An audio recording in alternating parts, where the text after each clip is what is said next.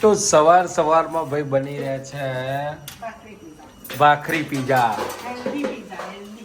Healthy પણ બહુ healthy ના કહેવાય, 50% હેલ્ધી. મેદો નહીં એટલું હેલ્ધી, બાકી ચીઝ તો હા. પણ આપણે શું કહેવાય ભાખરી છે એટલે સદુપયોગ કરી લીધો. રાત્રે ભાખરી બનાવી દઈ એટલા માટે, હે ને? તો બોલો જય શ્રી કૃષ્ણ. હલો, અમને દેખાય છે? ઓહો. તો હલો ગાઈસ, ગુડ મોર્નિંગ, જય શ્રી કૃષ્ણ, હર હર મહાદેવ, જય શ્રી રામ ને જય દ્વારકાધીશ. સ્વાગત છે તમારું બધાને મચીડિયા ઘરમાં ગોસ્વામી ફેમિલી વ્લોગમાં. તો સવારમાં જેને ભાખરી પીઝાનો નાસ્તો કરવો હોય એ આવી જાય. બધું અલગ અલગ લગાવું ને એના કરતા બધા મિક્સ કરે. હા, બરાબર છે. બધું એટલે ટાઈમ બધું ડાયરેક્ટ ખાલી આમ લગાવવાનું, ચીઝ મૂકવાનું, સફાયો કરી જ દેવાનો. એ જ બેસ્ટ ના જોઈએ. શું કરો છો? આ લસણ થોડું ભર્યું અમાર કોમ હું સબ્જી અને લસણ. લસણ કે તો શાક બસ બીજું આમાં કેવું, તને લસણ કેમ આપી તાર હોય ફોલવા? તને ખબર છે એનું મેઇન કારણ?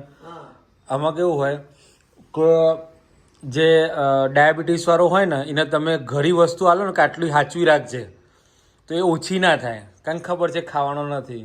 એટલે તને લસણ એટલા માટે આલ્યું તું લસણ ખાવાની નથી, તને તકલીફ છે એટલે તું લસણ ખાય નહીં, એટલે તને લસણ ફોલવા આપ્યું. લસણ ઓછું ના થાય ને એમ. શાકમાં જ ના ખબર કોરું તો ના, તું કોરું ના ખાઈ જાય ને એમ. તું કોરું ખાય એટલે તને એસિડિટી પડે, એટલે તને કોરું ના અપાય ને એમ. હેલો ગાઈસ, જય શ્રી કૃષ્ણ, હર હર મહાદેવ, જય શ્રી રામ અને જય માતાજી. સ્વાગત છે તમારા બધાના મારા ચીડિયા ઘરમાં અને અમારા ગોસ્વામી ફેમિલી બ્લોગમાં. તો ચલો ભાઈ, જેનો પીઝા ખાવા હોય ને આવી જ અમારા ઘરે. અને અમે નહીં ધોઈને તૈયાર કરીએ છીએ. અમારા છોકરા પીઝા ખાવા ને એટલે આમાં નીચે આનંદનો ગરબો નદી આ બધી બધું થઈ ગયું. એટલે જય શ્રી કેટલાથી બોલ્યો? બોલ. અમારું તો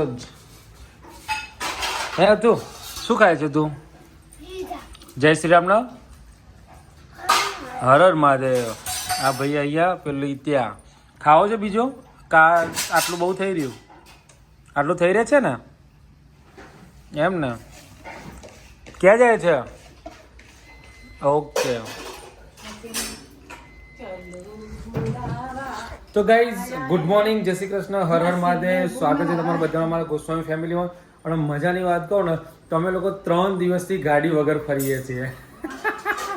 અમે ગાડી, અમારી જે ગાડી હતી વેગનાર, જે અમારી જોડે 10 વર્ષ રહી, એક લગાવ હતો. કારણ કે લગાવ એટલા માટે હતો કે એ ગાડી જ્યારથી અમે લીધી ને ત્યારથી પોઝિટિવ વાઇબ્સ જ આવતા હતા ગાડીમાં બી. અને મે બી કોઈ ક્ષણ એવી નથી કે જે જગ્યાએ અમને ગાડીએ અમારી હેરાન કર્યા હોય. એવન પંચર પણ પડ્યું નથી. પંચર પડ્યું હોય ને એટલે પડ્યા તો ખરા પંચર, પણ પંચર પડ્યું તો ક્યાં પડે? કારણ ગાડી ગેરલાઈન મૂકી હોય ને, ગાડી ગેરલાઈન મૂકે ત્યારે પંચર પડી હોય એટલે હવા ભરીને પંચર કરે છે. બાકી ઓન ધ વે કે જ્યાં રસ્તામાં ઊભી રાખીને અમારે પંચર કરો. અને 10 વર્ષની અંદર અમે ક્યારેય રસ્તામાં ગાડી ઊભી રાખીને સ્પેર વ્હીલ નથી બદલ્યું. સ્પેર વ્હીલ એટલા માટે કે રસ્તામાં ગાડી પંચર પડે, સ્પેર વ્હીલ બદલવું પડે, એવું અમારે 10 વર્ષમાં થયું નથી.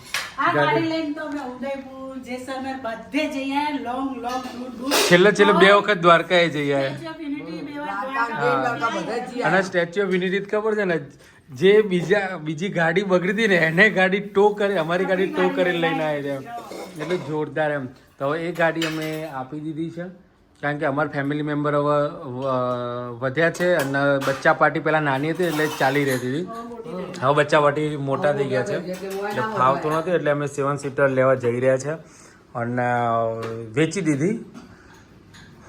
હવે વેચ્યા પછી શું હાલત થઈ હતી ને એ હું તમને નેક્સ્ટ વિડીયોમાં મૂકીશ ક્લિપ, કારણ કે 2 દિવસ પહેલાંની ક્લિપ છે. એટલે ગાડી જઈને ત્યારે શું હાલત થઈ હતી એ બધાની, મારી તો નથી થઈ પણ આ લોકોની થઈ હતી. કારણ કે સંસારનો નિયમ છે, પરિવર્તન એ સંસારનો નિયમ છે. એટલે કૃષ્ણ ભગવાને કીધું છે કે દરેક જગ્યાએ હું જ છું, કોઈ મોહ માયા રાખવી નહીં. એટલે તમને વિડીયો બતાવીશ, હું મૂકીશ, આના પછીની ક્લિપ તમે જોજો બધા. તો ગાઈસ, ગાડી અહીંયા જતી રહી છે, બધા લટરી રહ્યા છીએ. વિદાય થાય છે અમારી સખરામ પ્યારીને છેલ્લી વાર વિદાય આપવા ઉભા રહ્યા છે. ગાડી પ્યારી બહુ દુઃખ થાય છે, પણ શું કરીએ. બાય. ચમ રોવા છે? ગાડી જઈને અમારી ગાડી વેચી એટલે બહુ જ સરસ અમારે ચાલી કોઈ દિવસ અમને 10 વર્ષનો લગાવ છે. 10 વર્ષ અમારે સરસ આમ સહેજે અમને આમ ટક્કર હતી અમારે નહીં થઈ ગાડીમાં તો અમને આમ કોઈ એ નથી કરી ગાડીએ કોઈ નુકસાન નથી કર્યું. બસ બસ એટલી બા પેલી થઈ ગાડી છે કે આમ દુઃખ થયું.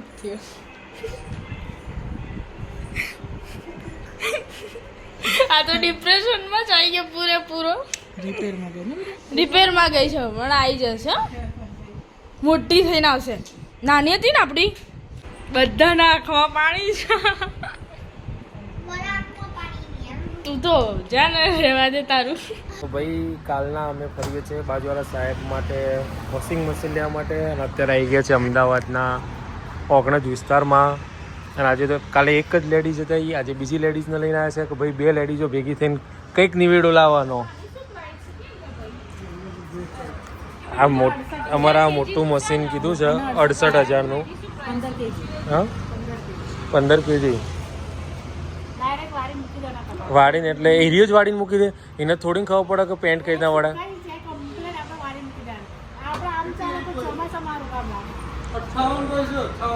સના અચ્છા એ નાનું બચ્ચું આ મોટું બચ્ચું એ 11 કેજીનું છે. તે એવું નહીં 11માં નહીં બીજું 9 1 કિલોનું ડ્રાયરમાં ચાલે એટલું જોણે ઘેર મૂકતા પડી ગયો એમ. તો લેડો ભાઈ હવે બીજા અડ્ડા પર છીએ. લેડો બીજા છીએ.